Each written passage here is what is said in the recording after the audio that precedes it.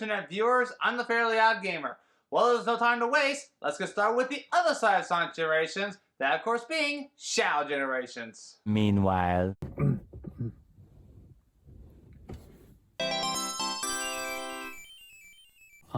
There you are. Chaos Control! Did you really think that little stunt would stop me? Yes? Foolishness, Lucas. Foolishness. With a Chaos Emerald's power, I control time and space. Yeah, I should have known about that. Hey, just out of curiosity, where did you get that thing? Simple. I got it from Knuckles. Or more accurately, his voice actor, Dave B. Mitchell. Good for you. Anyway, ready to talk about Shadow Generations? Let's get moving! That's the spirit! For this review, I'll be using the Xbox One version. Even though, yes, I also have a physical copy of the game for the Switch.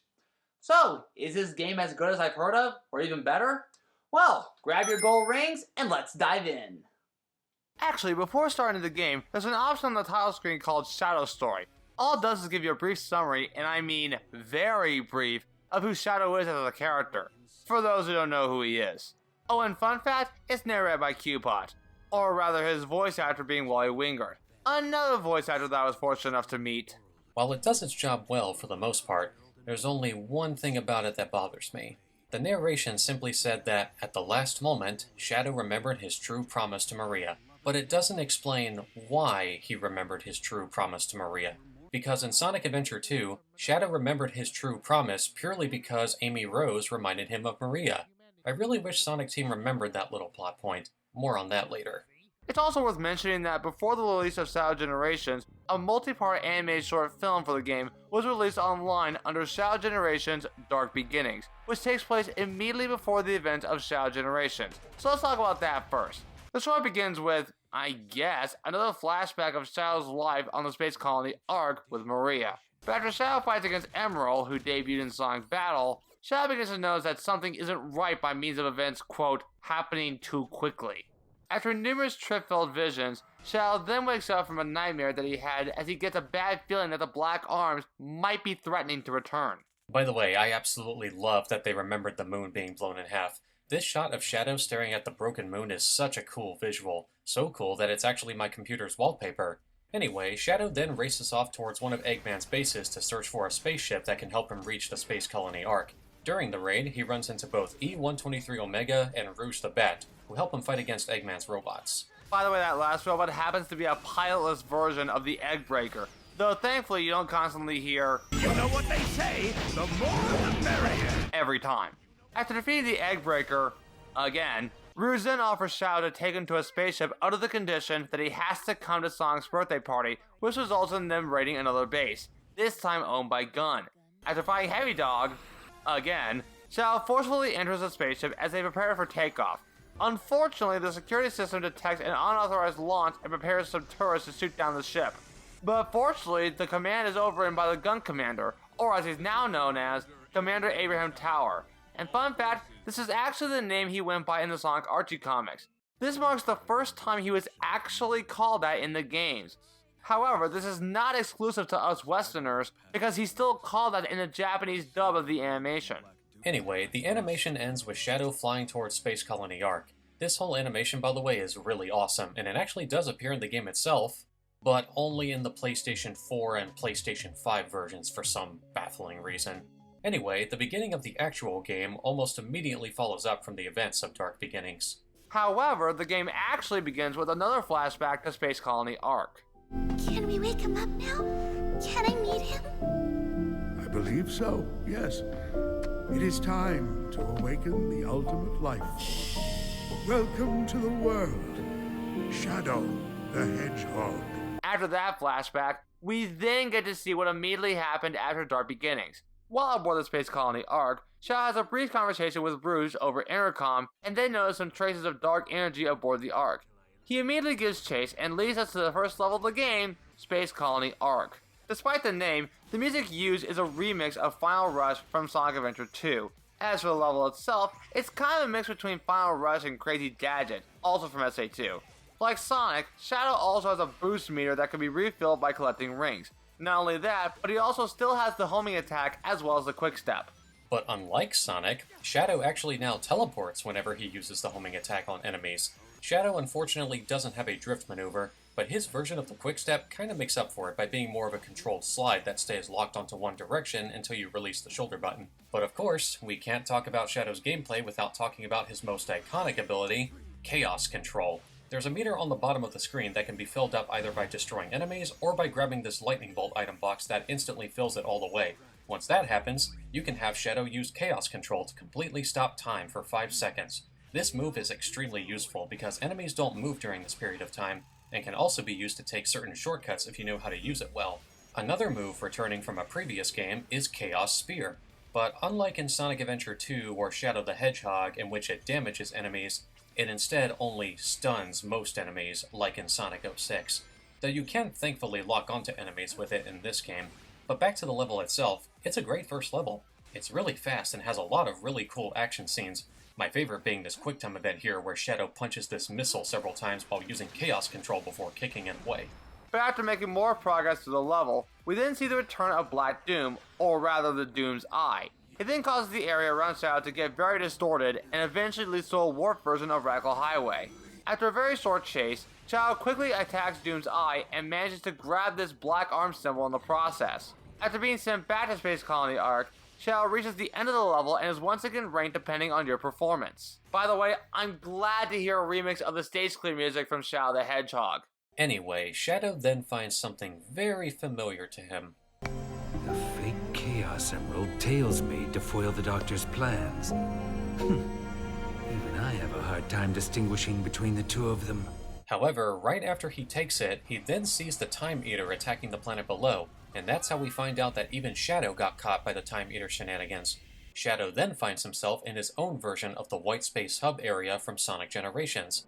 It's also how we find out where E123 Omega was during the events of that game. But unlike Sonic's hub, Shadow's hub is in full 3D and is much larger. More on that later. Shadow also sees this giant black moon floating in the air, and is no doubt sure that it's the work of Black Doom. While you could immediately start the next level, there is another level that unlocks assuming you have the DLC for it. When Shadow notices a small purple energy floating about, it then transforms into a travel ring? Like the travel ring from the movies? Yep, it's a bonus level where Shadow not only gets transported to Tokyo during the event of the third Sonic movie, but he also takes his movie counterpart's form, where instead of being voiced by Kurt Thornton, he is voiced by Keanu Reeves. Now, while I certainly love Keanu Reeves' Shadow voice in the movie, his performance in this game unfortunately sounds very phoned in, like as if Sonic Team could only afford one take for each line. As for the level Tokyo, it's alright. I'm glad the movies are getting recognition for the games. Throughout the level, Shadow chases down 2 helicopters, one of which involves Shadow destroying the cockpit, and the other he catches up to on top of the Tokyo Skytree. After performing some homing attacks on missiles, he then makes his way back to White Space. This level is pretty fun, though I do wish it wasn't paid DLC because I personally don't think only one level is worth $5.99, especially since Shadow's movie design can only be used in this one level. Anyway, let's move on to Act 2 of Space Colony Ark, because like in Sonic Generations, there are 2 acts per level. While Act 1 is always a 3D level, Act 2 is almost always a 2D level. This is what Sonic Generations should have been like from the get-go. Anyway, during Act 2... Wait, where did Shadow go? And why am I seeing that gray hedgehog? Meet Terios, the prototype design for Shadow in Sonic Adventure 2. As a bonus for those who got the Digital Deluxe Edition, you can switch to Terios as a costume for Shadow. However, like Sonic's costumes in Sonic Generations, this is not reflected in most of the game's cutscenes. So Lucas, can you please switch back to Shadow's normal design for the sake of consistency? Okay, fine. Anyway, Act 2 actually has elements of Final Chase from Sonic Adventure 2. By that, I mean the spinning platforms that Shadow can walk up on. But near the end of the level, Shadow is chased by this black substance that he eventually absorbs and suddenly grows a pair of wings. This allows Shadow to briefly fly in a straight line for a certain amount of time as long as you have enough boost energy. Unfortunately though, we won't be seeing this ability again until much, much later. So it's basically just a tease during this level. What was that new power? I've never done anything like that before. It's not something I should normally be able to do, yet it felt unnatural. What could be causing these mutations? But after seeing something off in the distance, Shadow's then shocked to see Maria alive and well, as well as Joe for that matter. Maria? No. She's gone. I'm seeing things. After that little encounter, Shadow then approaches this large black sealing device that causes this black substance to enter Shadow's body and forces him to awaken a new power. These are known as Doom powers. Because of Shadow's Black Arms DNA, these sealing devices will grant Shadow a new Doom power each time he opens one using these items called Doom Gears, which you get for clearing levels. This first power is called Doom Spear. It's basically an upgrade for Chaos Spear that allows him to lock onto multiple targets at once. Like these targets that Shadow needs to attack all at once in order to open this large door that leads to the next level of the game, Rail Canyon returning from Sonic Heroes. Even though the original Rail Canyon was a decent level overall, the new version is definitely much better than this game. Not only is it more expanded than before, but I think it's also more exciting than before. And I'm also glad that the rail grinding mechanic is handled similarly to that of Sonic Unleashed. Not to mention, the bull rhinos and trains are back, as well as these fans that can get you to higher ground, unlike the original game in which you have to switch to the power character and have your team perform the triangle dive, or an umbrella or a bubblegum. Good on you, Sonic team. But Black Doom once again sends Shadow toward Radical Highway. Wait, again? Don't get me wrong, Radical Highway is one of my favorite levels in the entire series, but wouldn't it make more sense if Westopolis was the level that showed up in the middle of these levels? And considering how many times most players played that stage in Shadow the Hedgehog, I think that stage should have been included on principle. And I know I'm jumping the gun a bit here, no pun intended, but there are no levels from Shadow the Hedgehog in this game. This is one of the game's biggest missed opportunities, and I couldn't help but feel disappointed considering that Shadow Generations followed up from events of Shadow the Hedgehog.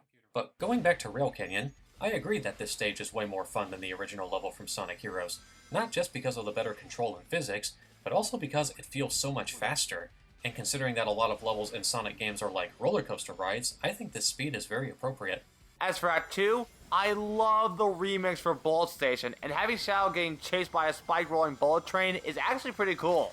Anyway, after clearing both acts, Shadow then gains access to the next Doom power of the game, Doom Blast. This is easily my favorite Doom power in the entire game. It's mostly only used for attacking these black armed soldiers, but it involves Shadow doing an uppercut to send them upwards, then teleports to where they are, then kicks them to wherever you aim them towards, and then finishes them off by teleporting to the location Shadow kicked them to and smashes the enemy. It's very satisfying and is even used on a certain boss fight. More on that later. And look at that! It's the boss gate from Sonic Generations. Like in that game, it requires you to collect a required amount of boss keys by completing a few challenge missions. However, it's a little more tedious in this game. Unlike Sonic Generations, where the challenge missions would unlock as soon as you finish the level before the boss gate, the challenge missions in Shadow Generations won't unlock until you approach the boss gate, and considering how much larger this version of White Space is, it's definitely a little more time-consuming.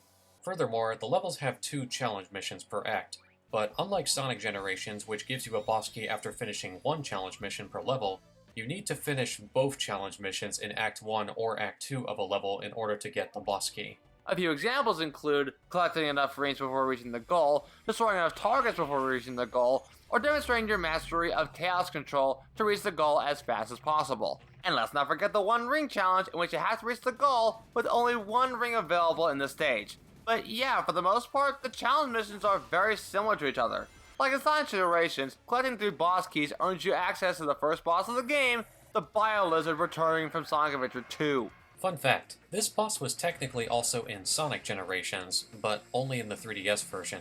And even so, this boss is way better than either of its previous appearances. While it does start off very similar to how you fight it in Sonic Adventure 2, it eventually grows these messed up arms made of wires that also grow these pink orbs. Whenever this happens, you have to wait for the Bio Lizard to slam down its arms onto the ground in order for you to attack said arms. Once that happens, these purple orbs will spawn, so keep using the homing attack on said orbs to reach his life support system.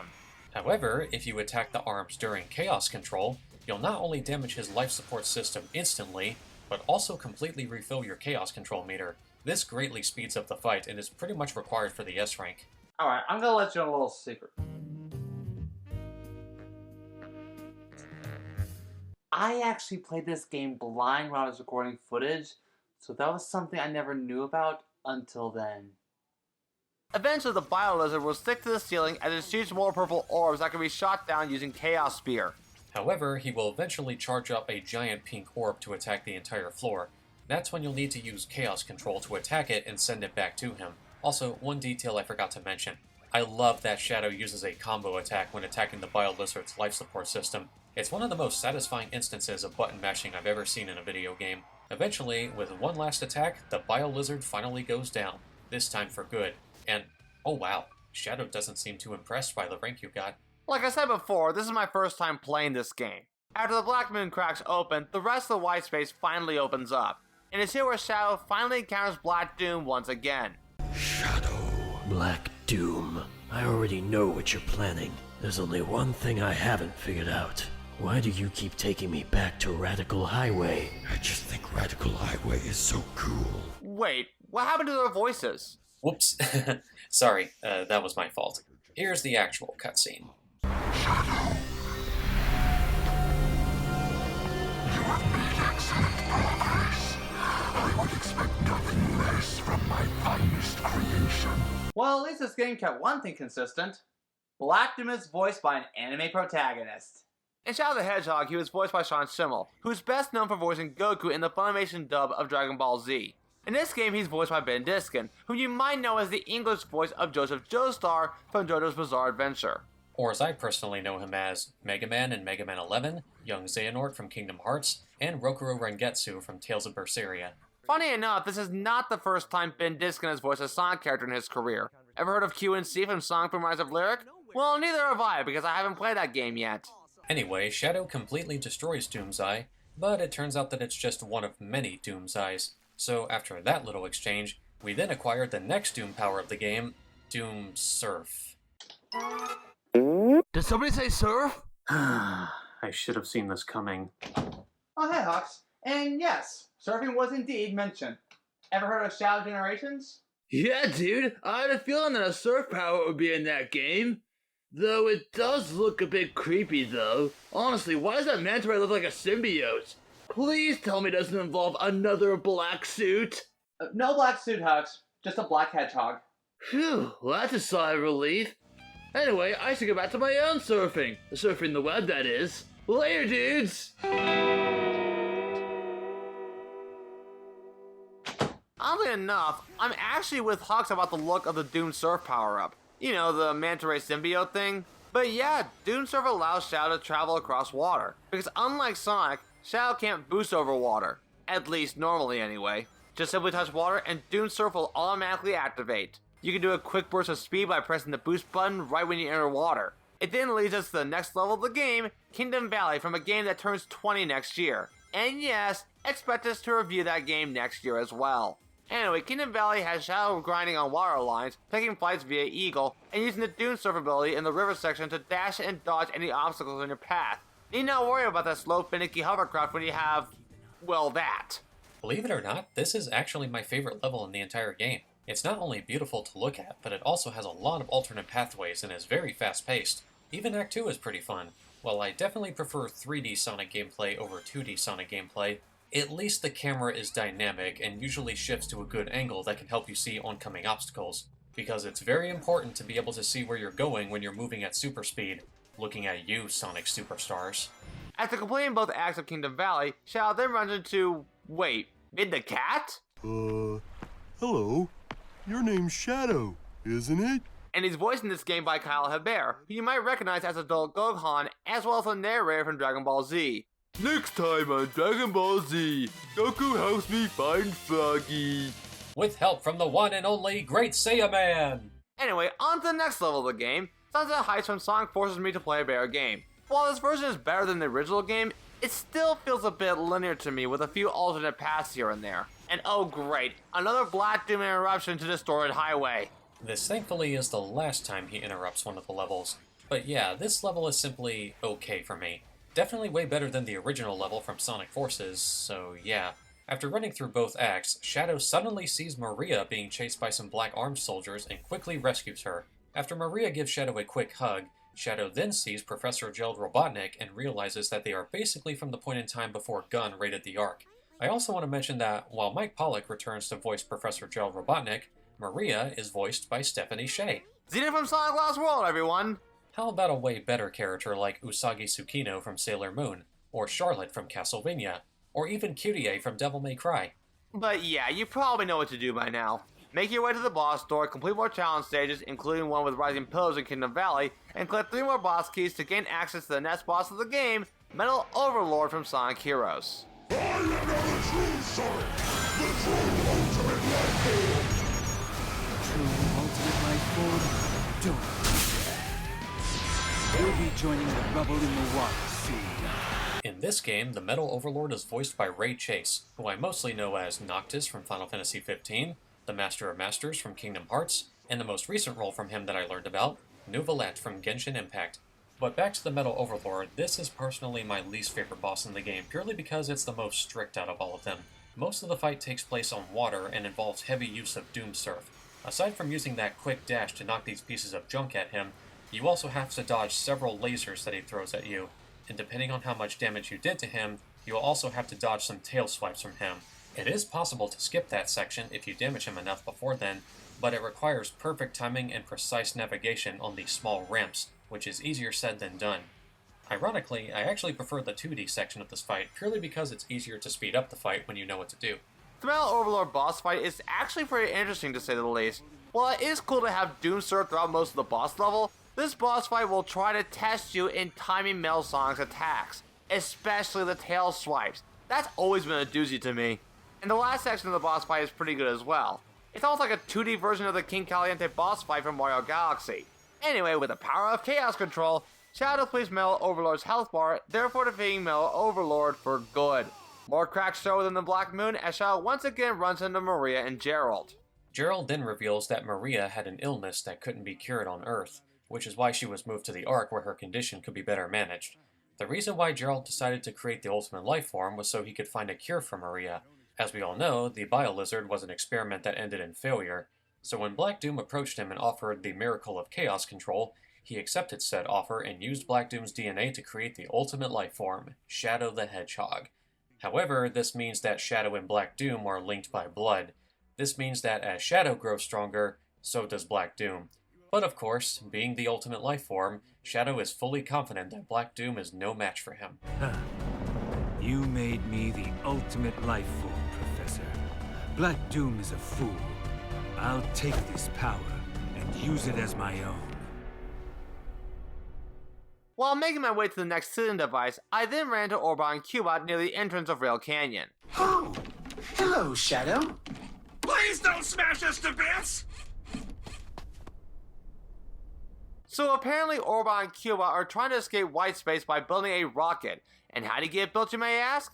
Well, if you hadn't noticed yet, there's a bunch of nuts and bolts scattered around white space. When you collect enough, you can give them to Orbot and Cubot that not only progress the rocket's construction, but also unlock some concept art.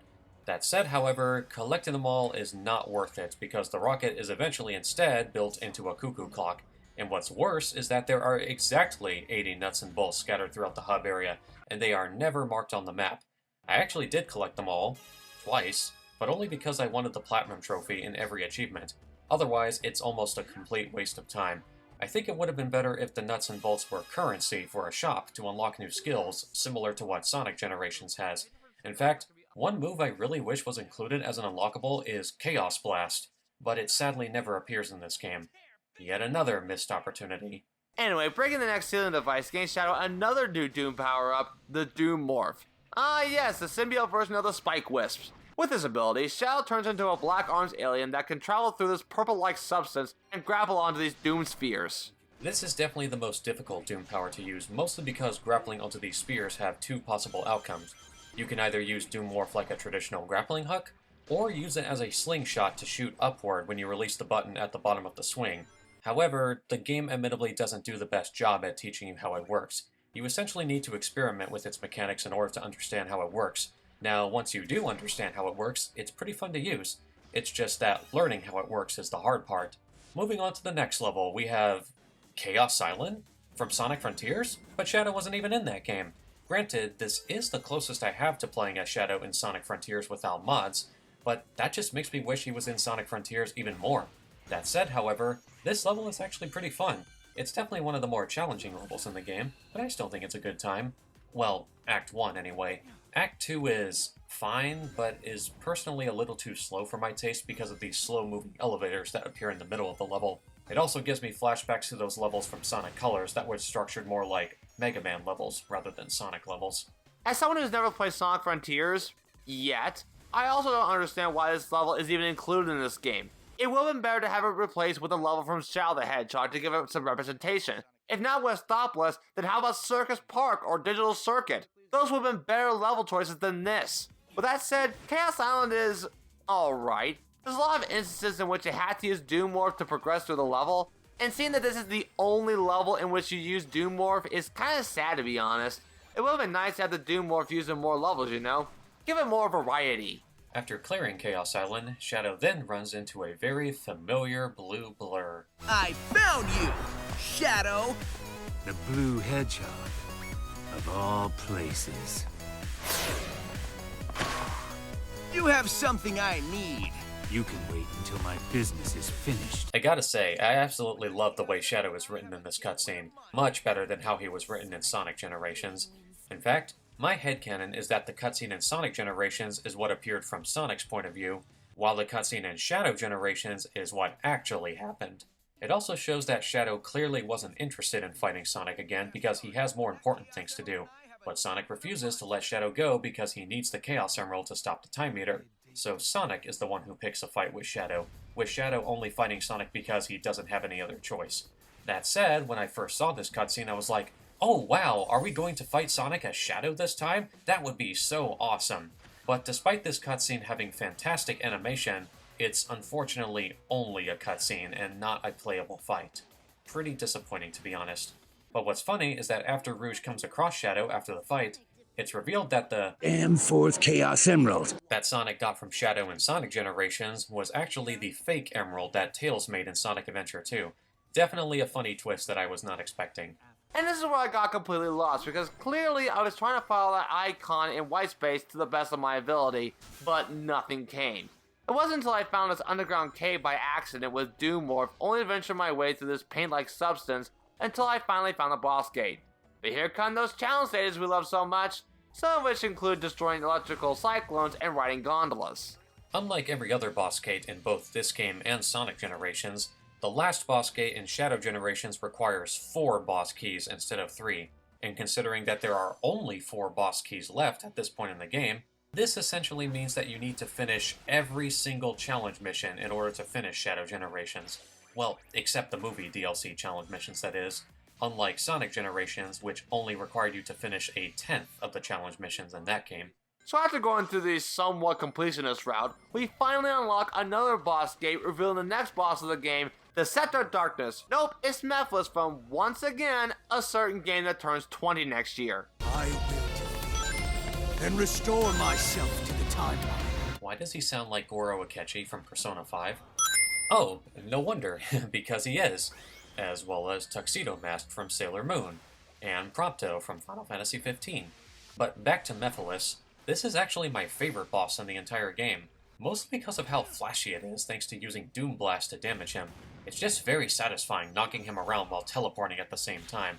Also, this fight takes place in Dusty Desert, making this technically the 3rd level from that game to make a recent appearance. Yay! More love for Doom Morph! Only this time you have to use it to avoid Mephiles' attacks, as well as destroying these dark shadows that Mephiles summons. I mean, it does make sense knowing that Mephiles was formed by Shadow's Shadow in the original game. Later in the fight, Mephiles then turns into his monstrous form as a fusion with either summoned shadows or copies of himself. Yes, Mephiles clones himself in the original game. Eventually you defeat Mephiles as he finally gets sealed in the Scepter of Darkness for good. But before that though...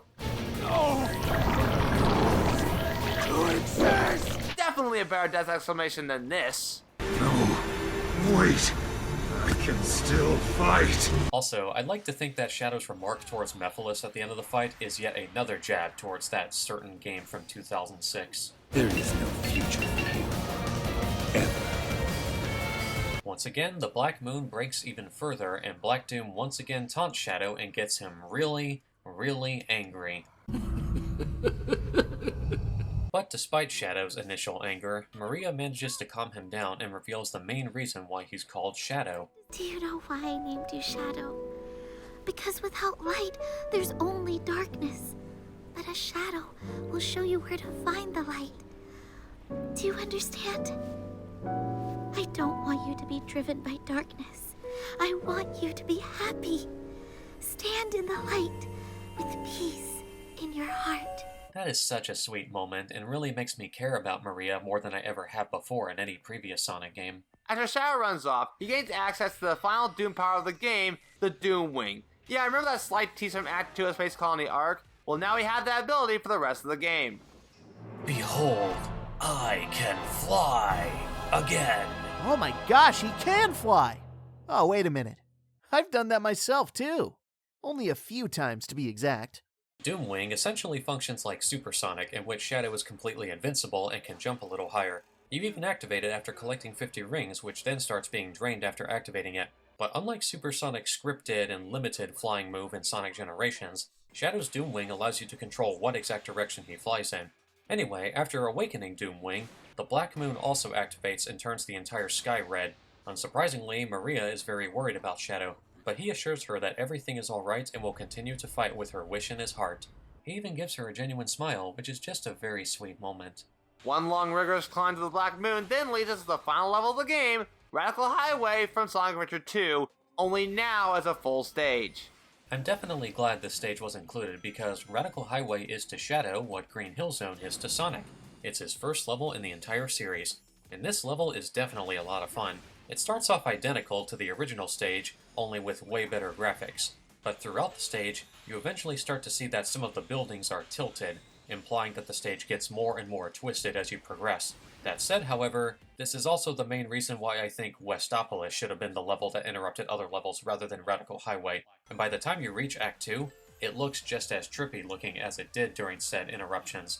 Though funny enough, this level also has my favorite Act 2 in the entire game, but only because it's a full 3D stage rather than another 2D stage. Unlike the 3DS version of Sonic Generations, in which it was used as a 2D stage. But still, it makes more sense to have Shadow in Radical Highway than Sonic. Anyway, Radical Highway is pretty interesting for a final stage. More expansive, yes, but also a bit more challenging with all the obstacles, twists and turns and whatnot. And even this black macho enemy that actually creates tornadoes as obstacles for Shadow's Doomwing. But yeah, a pretty cool level to say the least. After venturing through Radical Highway, again, Shadow then fights the final boss of the game, and appropriately so, Black Doom from Shadow the Hedgehog. Or rather, Black Doom in his final boss form being Devil Doom. Definitely handled better than before. After starting off with Doom Surf, Shadow can railground with a splice of platforming, sidestepping, and of course, spamming the homing attack on Black Doom's eye. No need to power up for a Chaos Blast in midair when you can simply use the homing attack. After depleting half his health, it then transitions to another section in which you have to use Doom Morph across these small platforms and a large bottomless pit. But don't worry, because even if you fall off, it won't affect Devil Doom's boss meter at all. Rinse, wash, repeat 2 more times, and it will then transition to the second and final phase of the fight in which Devil Doom gets a new form known as Neo Devil Doom. And for this entire phase of the fight, Shadow uses Doomwing, flying through a scripted area while collecting rings in the process.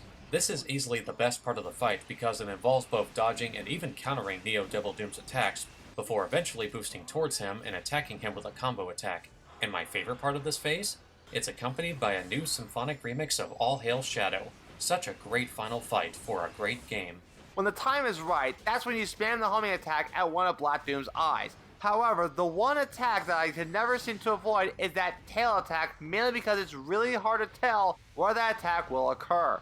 After enough damage, Neo Devil Doom then uses Chaos Control, but Shadow demonstrates that it doesn't affect him and can still land the final blow on Black Doom via QuickTime event, ending with a button masher. Though thankfully not as many times as Perfect Dark Gaia in the HD version of Sonic Unleashed. This eventually leads to one of my favorite Shadow quotes in the entire series. I am Shadow Hedgehog. This is the destiny I choose.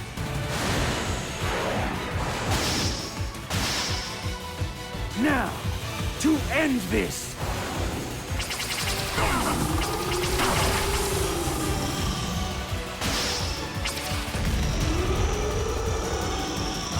I crafted everything up till now. And yet, you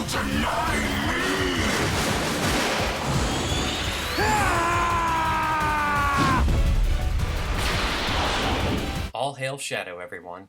With Black Doom defeated once and for all, the time anomaly begins to heal as Shadow loses his Doom powers, seemingly for good this time. Rouge then arrives to tell Shadow about Sonic's eventual fight with the Time Meter, and then Shadow gives Rouge the Chaos Emerald to help Sonic in the final battle. Shadow then witnesses Maria and Gerald slowly fading away and returning to their own point in time.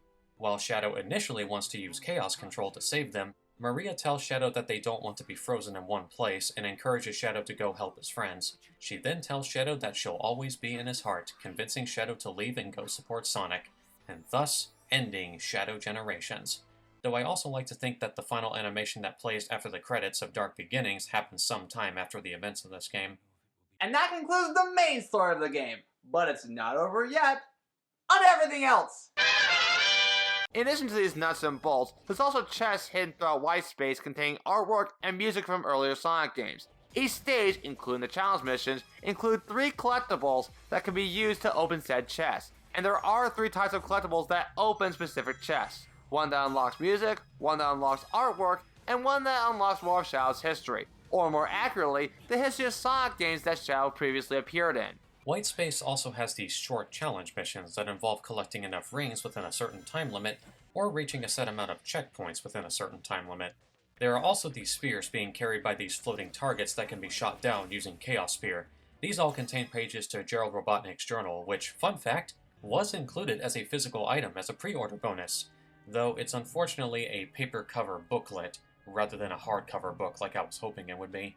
Graphically, the game looks amazing. The level design has vastly improved from the original counterparts and more expanded than before. The in-game cutscene animation throughout the game is incredible. You can definitely see what the characters are feeling based on their expressions alone. Though there are times in which you could get lost in this iteration of White Space, we still have fast travel to make things easier for you. If you've already been there, that is.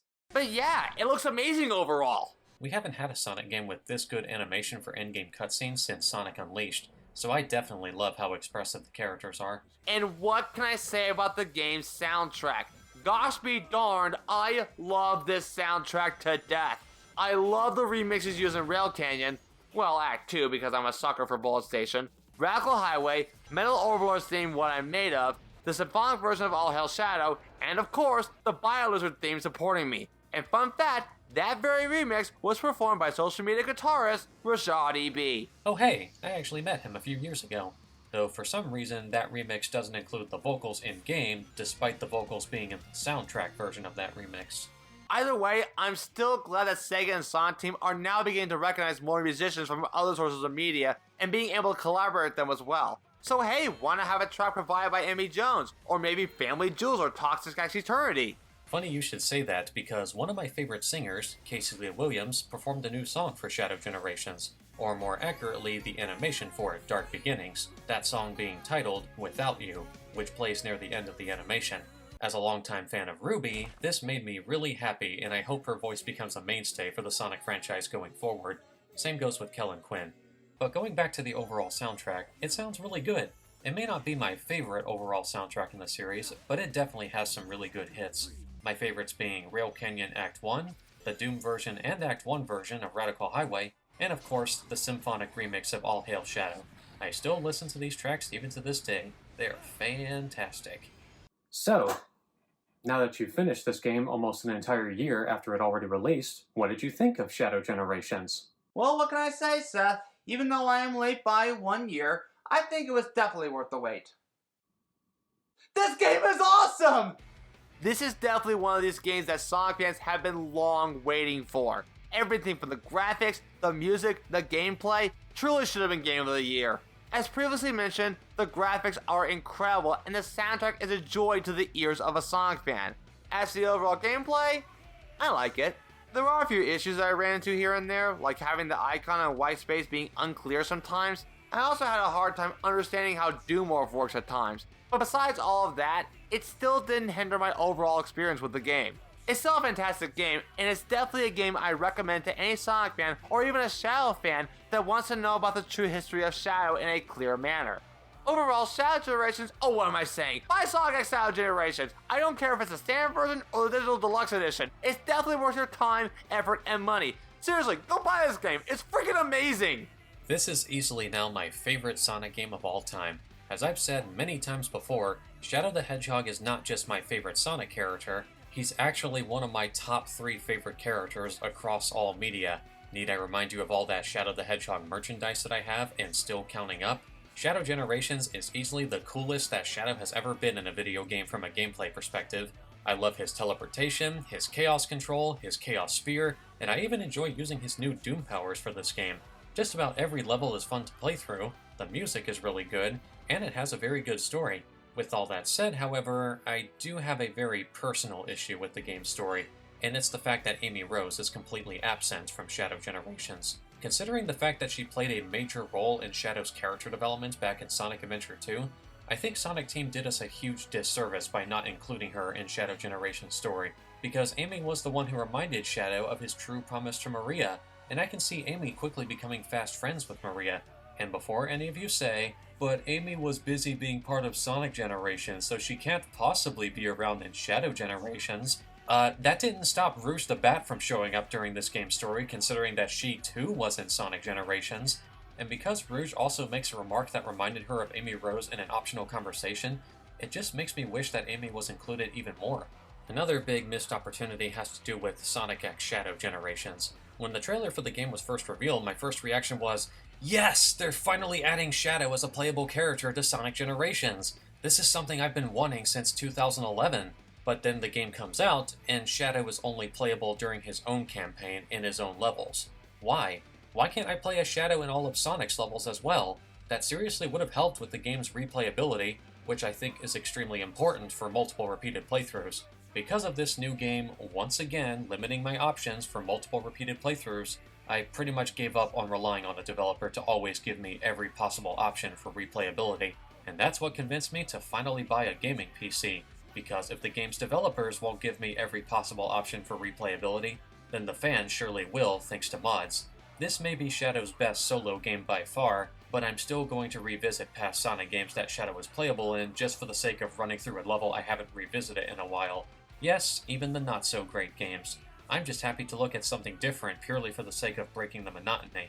But despite all of my personal needs for a video game to remain being interesting, this is still my favorite Sonic game purely because it's about my favorite Sonic character, going through multiple different levels, with multiple different pathways, that can thankfully at least be accompanied by multiple different music tracks, not to mention Shadow doing some of the coolest maneuvers I've ever seen him do in a Sonic game. If you're a Sonic fan and or Shadow fan but somehow still haven't played this yet, you are seriously missing out. Shadow Generations is easily my personal game of the year for 2024, and I highly, highly, highly recommend playing this game as soon as possible. 1 year later, and this game still shows that Shadow truly is the ultimate life form. All hail Shadow. Well, that checks off another game off this channel. What can I say? Sonic is one of my all-time favorite video game franchises. And thanks, Dad, for joining me once again. Yeah, no problem. Now, if you excuse me, I have to get back to playing Sonic Racing Crossworlds on my PlayStation 5. Oh, that's right! I forgot that game came out already. Well, with that being said, consider that a tease for another project of what's to come for the channel. I'm the Fairly Odd Gamer, and I wish you all good luck the rest of your day or night, wherever you are. Take care, everyone.